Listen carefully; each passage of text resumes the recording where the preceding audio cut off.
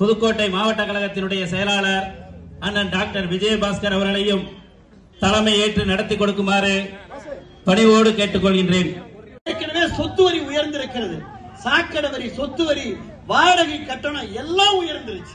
ஏற்கனவே பால் விலை உயர்ந்திருக்கிறது, மின்சார கட்டணம் உயர்ந்திருக்கிறது, இன்னும் உயர்த்துவதற்கு ஒன்றும் வழி இல்லை.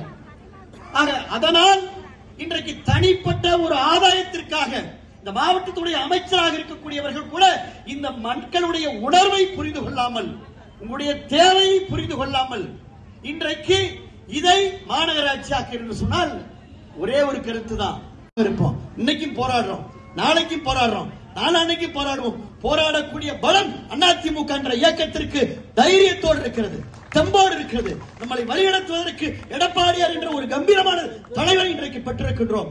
இது எண்ணி பாருங்கள், தங்கமணி போன்றவர்கள் இந்த திருச்சி மண்ணுடைய வாசனை உணர்ந்தவர்கள்.